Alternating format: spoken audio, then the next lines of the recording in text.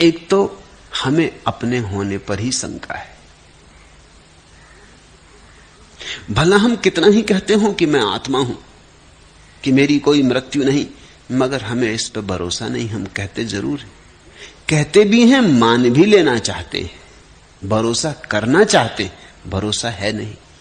भरोसा करना चाहते हैं क्योंकि मौत से डर लगता है, मृत्यु से घबराहट होती, तो हम मान लेते हैं आत्मा अमर है। जहां हम पढ़ते हैं किसी शास्त्र में आत्मा अमर है, हिम्मत आती कि ठीक होनी चाहिए आत्मा अमर, मगर निशंक नहीं है ये बात।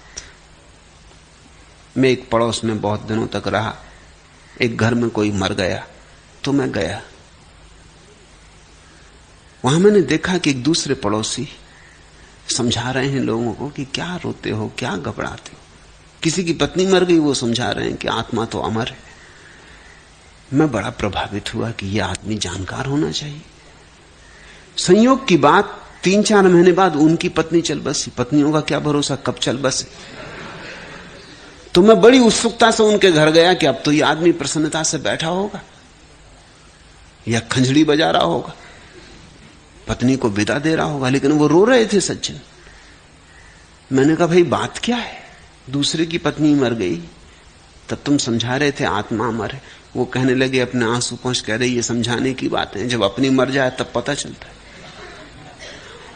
मैं बैठा रहा, थोड़ी देर बाद देखा कि जिन सज्जन की पत्नी मर गई थी पहले वो आ गए और इनको समझाने लगे, अगर क्या रोते हो, आत्मा तो अमर है। ऐसा चलता है लेन देन, पारस्परिक सांत्वना। तुम हमको समझा देते, हम तुम्हें समझा देते, ना तुम्हें पता ना हमें पता। लोग मान लेते, लेकिन मान लेने का अर्थ निशंक हो जाना नहीं। मान तो हम वही बात लेते जो हम मान लेना चाहते। इस फर्क को ख्याल में रखना। ये देश है, इस देश में आत्मा की अमरता का सिद्धांत सनातन से चला आ रहा, और इस देश से ज्यादा कायर देश खोजना मुश्किल है। अभी बड़े आश्चर्य की बात, ये होना नहीं चाहिए, क्योंकि जिस देश में आत्मा की अमरता मानी जाती हो उस देश को तो कायर होना ही नहीं चाहिए। लेकिन पश्चिम के लोग आके हुकूमत कर गए, जो आत्मा को नहीं मानते, नास्तिक हैं, जो जानते हैं कि एक दफा मरे तो मरे, फिर कुछ बचना नहीं। वो आके आत्मवादियों पर हुकूमत कर गए, और आत्मवादी डर के अपनी अपनी घर में छिपे रहे और वहीं बैठ के अपने उपनिषद पढ़ते रहे कि आत्मा अमर है। आत्मा अमर है तो फिर भय क्या। जिस आदमी को निशंक रूप से पता चल गया आत्मा अमर है, उसके तो सब भय निरसन हो गए, उसके तो सारे भय गए। अब क्या भय, अब तो मौत भी आए तो कोई भय नहीं। ऐसे आदमी को परतंत्र तो बनाया ही नहीं जा सकता, ऐसे देश को तो परतंत्र बनाया ही नहीं जा सकता जो मानता हो आत्मा अमर है। लेकिन मामला कुछ और है। हम मानते ही इसलिए आत्मा को अमर है कि हम कायर हैं। हम में इतनी बेहिम्मत नहीं कि हम सीधी सीधी बात मान लें, भाई हमें पता नहीं। जहां तक दिखाई पड़ता है वहां तक तो यही मालूम होता है कि आदमी मरा कि खत्म हुआ, और हम भी मरेंगे तो खत्म हो जाएंगे। इतनी भी हिम्मत नहीं है हमें स्वीकार करने की। हम बचना चाहते, आत्मा की अमरता हमारे लिए शरण बन जाती। हम कहते नहीं, शरीर मरेगा, मन मरेगा, मैं तो रहूंगा। हम किसी तरह अपने को बचा लेते, लेकिन ये कोई निशंक अवस्था नहीं, इसलिए इसका जीवन में कोई परिणाम नहीं होता। तो पहली तो बात है शंका रहित निशंको। ये तुम्हारा अनुभव होना चाहिए। उपनिषद की सिखावन से काम ना चलेगा। दोहराएं लाख कृष्ण और दोहराएं लाख महावीर, इससे कुछ काम ना चलेगा। बुद्ध कुछ भी कहें, इससे क्या होगा जब तक तुम्हारे भीतर का बुद्ध जाग कर गवाही ना दे, जब तक तुम न कह सको कि हां ऐसा मेरा भी अनुभव है, जब तक तुम न कह सको कि ऐसा मैं भी कहता हूं अपने अनुभव के आधार पर, अपनी प्रतीति के, अपने साक्षात के आधार पर कि मेरे भीतर जो है वो शाश्वत है। लेकिन तब तुम ये भी पाओगे कि जो शाश्वत है वो तुम नहीं हो। तुम तो अहंकार हो, तुम तो मरोगे, तुम तो जाओगे, तुम बचने वाले नहीं हो। तुम्हारा शरीर जाएगा, तुम्हारा मन जाएगा। इन दोनों के पार कोई तुम्हारे भीतर छिपा है जिससे तुम्हारी अभी तक पहचान भी नहीं हुई, वही बचेगा। और वह तुमसे बिल्कुल अन्यथा है, तुमसे बिल्कुल भिन्न है। तुम्हें उसकी झलक भी नहीं मिली है, तुमने सपने में भी उसका स्वप्न नहीं देखा है। शंका रहित कैसे होगे? कैसे ये निशंक अवस्था होगी?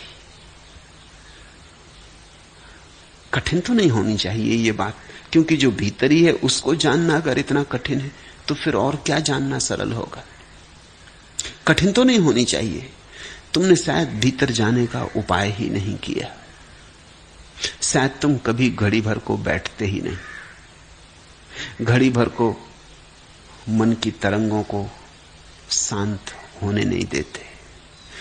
जलाए रहते हो मन में आग, ईंधन डालते रहते हो, दौड़ाए रखते हो मन के चाक को, चलाए रखते हो मन के चाक को। कभी मौका नहीं देते कि चाक रुके और तुम कील को पहचान लो।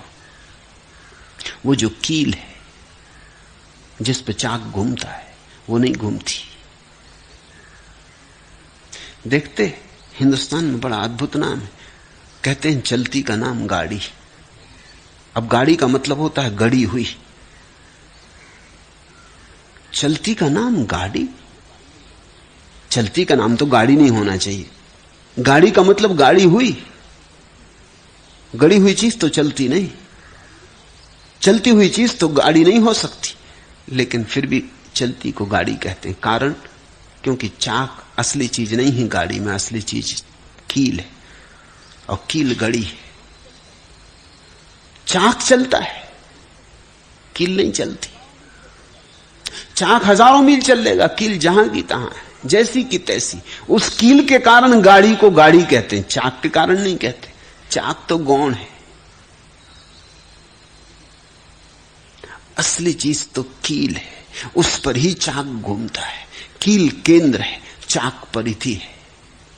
तुम्हारे भीतर भी कील है जिस पर जीवन का चाक घूमता, जीवन चक्र चलता। जीवन चक्र के बहुत से आरे हैं, वे ही तुम्हारी वासनाएं। लेकिन सबके भीतर छिपी हुई एक कील है, अचल, कभी चली नहीं, अकंप, कभी कपी नहीं। वही कील तुम्हारी आत्मा है। जरा बैठो, कभी थोड़ा समय निकालो अपने लिए भी। सब समय औरों में मत गंवा दो। धन में कुछ लगता है, काम में कुछ लगता है, पत्नी बच्चों में कुछ लगता है, हर्ज नहीं, लगने दो। कुछ तो अपने लिए बचा लो, घड़ी भर अपने लिए बचा लो। 23 घंटे दे दो संसार को, 1 घंटा अपने लिए बचा लो। और 1 घंटा सिर्फ एक ही काम करो कि आंख बंद करके चाक को ठहरने दो। मत दो इसको सहारा, तुम्हारे सहारे चलता है। तुम ईंधन देते हो तो जलता है। तुम हाथ खींच लोगे, रुकने लगेगा। शायद थोड़ी देर चलेगा, मोमेंटम, पुरानी गति के कारण, लेकिन फिर धीरे धीरे रुकेगा। 2-4 महीने अगर तुम 1 घंटा सिर्फ बैठते ही गए, जल्दी भी मत करना, धैर्य रखना।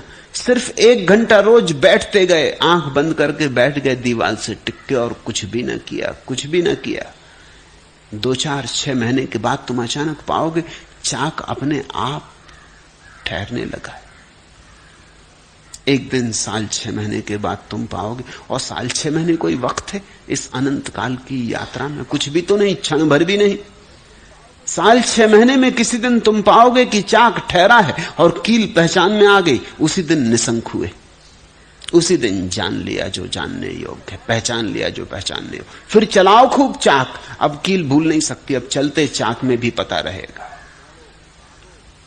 अब दौड़ो, भागो, यात्राएं करो संसारों की, और तुम जानते रहोगे कि भीतर कील ठहरी हुई है। शंका रहित और युक्त मन वाला, उसी कील के अनुभव से तुम्हारे भीतर संयुक्तता आती है, योग आता है, इंटीग्रेशन आता है। जिसने अपनी कील नहीं देखी वो तो भीड़ है। एक मन कुछ कहता, दूसरा मन कुछ कहता, तीसरा मन कुछ कहता। महावीर ने विशेष शब्द उपयोग किया है इस अवस्था के लिए, बहुचित्तवान। आधुनिक मनोविज्ञान एक शब्द उपयोग करता है, पॉलीसाइकिक। इस शब्द का ठीक ठीक अनुवाद बहुचित्तवान है जो महावीर ने 2000 साल पहले, 2500 साल पहले उपयोग किया। जब तक तुमने अपनी कील नहीं देखी, जब तक तुमने एक को नहीं देखा है अपने भीतर, तब तक तुम अनेक के साथ उलझे रहोगे। मन अनेक है, आत्मा एक है। उस एक को जानकर ही व्यक्ति संयुक्त होता। न मुक्ति कारी कांधत्ते निसंको युक्त मानसा। और ऐसा जो युक्त मन वाला पुरुष है, शंका रहित, यम नियमादि मुक्तिकारी योग को आग्रह के साथ नहीं ग्रहण करता है। ये ख्याल में रखना। ऐसे व्यक्ति के जीवन में यम नियम पाओगे तुम, लेकिन आग्रह ना पाओगे। चेष्टा करके यम नियम नहीं साधता। यम नियम साधते सहज, बिना किसी आग्रह के। कोई हठ नहीं, कोई जबरदस्ती नहीं। ऐसा ही समझो कि आंख वाला आदमी कमरे के बाहर जाना चाहता तो दरवाजे से निकल जाता है। ऐसा पहले खड़े होकर कसम थोड़ी खाता है कि आज मैं कसम खाता हूं कि दरवाजे से ही निकलूंगा और दीवार से निकलने की कोशिश ना करूंगा। ऐसी कोई कसम थोड़ी खाता। दरवाजे से चुपचाप निकल जाता है। अंधा आदमी जब उठता है तो तय करता है कि दरवाजे से निकलना है, दरवाजे से ही निकलना है। पूछता है दरवाजा कहां, पूछ के भी फिर अपनी लकड़ी से टटोलता है कि दरवाजा कहां, क्योंकि डर है, अंधा है, कहीं दीवार से न निकलने की कोशिश कर ले, कहीं दीवार से न टकरा जाए। अंधा आदमी आग्रह पूर्वक दरवाजे से निकलने का प्रयास करता है। आंख वाला आदमी चुपचाप निकल जाता है, सोचता भी नहीं कि दरवाजा कहां है। जिसको दिखाई पड़ता वो सोचेगा क्यों? सिर्फ अंधे सोचते हैं। आंख वाले सोचते ही नहीं। सोचने की जरूरत क्या है? सोचना तो अंधों के हाथ की लकड़ी, उससे टटोलते। कोई बैठा है और कहता है ईश्वर के संबंध में सोच रहे हैं, क्या खाक सोचोगे? ईश्वर कोई सोचने की बात है, ईश्वर तो देखने की बात है। इसलिए तो हम ईश्वर की तरफ जो यात्रा है उसको दर्शन कहते, विचार नहीं कहते। पश्चिम में जो शब्द है फिलॉसफी, वो ठीक ठीक शब्द नहीं है दर्शन के लिए। भारतीय दर्शन को भारतीय फिलॉसफी नहीं कहना चाहिए, क्योंकि फिलॉसफी का अर्थ होता है सोच विचार, चिंतन मनन। दर्शन का अर्थ होता है देखना। ये शब्द बड़े अलग है। दर्शन का अर्थ होता है आंख का खुल जाना, दृष्टि का मिल जाना, दृष्टा का जग जाना। हां, जब तक दर्शन नहीं हुआ तब तक सोच विचार है। जब तक सोच विचार है तब तक शंकाएं कुशंकाएं। जब तक शंकाएं कुशंकाएं हैं तब तक तुम एक भीड़ हो, बहुचित्तवान हो, तुम एक नहीं, संयुक्त नहीं। यम नियमादि योग को आग्रह के साथ नहीं ग्रहण करता है, ग्रहण करता ही नहीं। आग्रह का भी प्रश्न नहीं उठता है, लेकिन वह देखता हुआ, सुनता हुआ, स्पर्श करता हुआ, सूंघता हुआ, खाता हुआ सुखपूर्वक रहता है। वो जीवन की सब छोटी छोटी क्रियाओं में सरलता से जीता है। देखता हुआ देखता है, सुनता हुआ सुनता है। देखना, ज़ेन फकीर जो कहते हैं, बोकजू से किसी ने पूछा कि तुम्हारी साधना क्या है, तो उसने कहा जब भूख लगती तब भोजन करता और जब नींद आती तब सो जाता। तो उस आदमी ने कहा ये कोई साधना हुई? ये तो हम भी करते हैं, तो सभी करते। नींद आई तब सो गए, भूख लगी तब खा लिया। बोकजू ने कहा कि नहीं, कभी कभी कोई विरला करता है। तुम भोजन करते हो और 1000 काम साथ में और भी करते हो। भोजन कर रहे हो और दुकान भी चला रहे खोपड़ी में, भोजन कर रहे हो और बाजार में भी हो, भोजन कर रहे हैं किसी को रुश्वत भी दे रहे हैं, भोजन कर रहे हो और 1000 विचार कर रहे हो। भोजन तो डाले जा रहे हो यंत्रवत, और भीतर मन 1000 दुनियाओं में दौड़ रहा है, 1000 योजनाएं बना रहा है। जब तुम सोते हो तब सोते भी कहां, सपने देखते हो। न मालूम कितनी भागदौड़, कितनी आपाधापी नींद में भी चलती रहती। नींद में भी तुम अपने घर नहीं आते। दिन में भागे रहते, रात में भी भागे रहते। तुम्हारा मन तो सदा चलायमान ही रहता है। बोकजू ने कहा नहीं, जब मैं भोजन करता तो बस भोजन करता। और बोकजू ने कहा जब भूख लगती तब भोजन करता। तुम्हें भूख भी नहीं लगती तो भी भोजन करते, समय हो गया तो भोजन करते, करना चाहिए भोजन तो भोजन करते। भूख का कोई संबंध नहीं है तुम्हारे भोजन से। तुम्हारी व्यवस्था का संबंध है। कभी भूख भी लगती तो भोजन नहीं करते क्योंकि उपवास कर रहे हो। तुम प्रकृति की थोड़ी सुनते, कभी बिना जरूरत के भोजन डालते, कभी जरूरत होती तो भोजन नहीं डालते। बड़े अजीब हो। कभी कहते पर्यूषण आ गए, अभी व्रत करना है, अभी पेट को भूख लगती तुम भोजन नहीं करते, और रोज ऐसा करते कि पेट को भूख नहीं लगी तो भी भोजन डाले जाते। पेट भर जाता तो भी नहीं सुनते, पेट कहने भी लगता अब क्षमा करो, दर्द भी होने लगता कहता क्षमा करो, लेकिन तुम कहते थोड़ा और। मैंने सुना है मथुरा के एक पंडे के संबंध में, किसी के घर भोजन करने गए, इतना भोजन कर गए, इतना भोजन कर गए कि गाड़ी पर डाल के उनको घर लाना पड़ा। जब घर आए तो उनकी पत्नी ने कहा कि चलो कोई बात नहीं, ऐसा तो मेरे पिता के साथ भी होता था, ये कोई नई बात नहीं, ये गोली ले लो। तो उन्होंने कहा अरे पागल, अगर गोली ही खाने की जगह होती तो एक लड्डू और ना खा जाते। जगह है कहां? एक गोली की भी जगह नहीं छोड़ी, तो तुम इतना भी कर लेते हो। मेरे एक मित्र हैं, लेखक हैं, उनकी शादी हुई तो जिस घर में गए, देहाती हैं, जिस घर में शादी हुई वो बड़ा संस्कारशील कुलीन घर है, छोटी छोटी पुड़ी, तो एक पुड़ी का एक ही कौर कर जाए।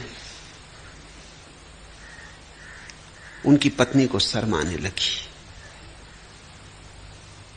पहली दफा विवाह के बाद आए थे पत्नी को लेने, तो उसने ऐसा कोने से छिप के इशारा किया, 2 उंगलियों का इशारा किया कि 2 टुकड़े करके तो कम से कम खाओ।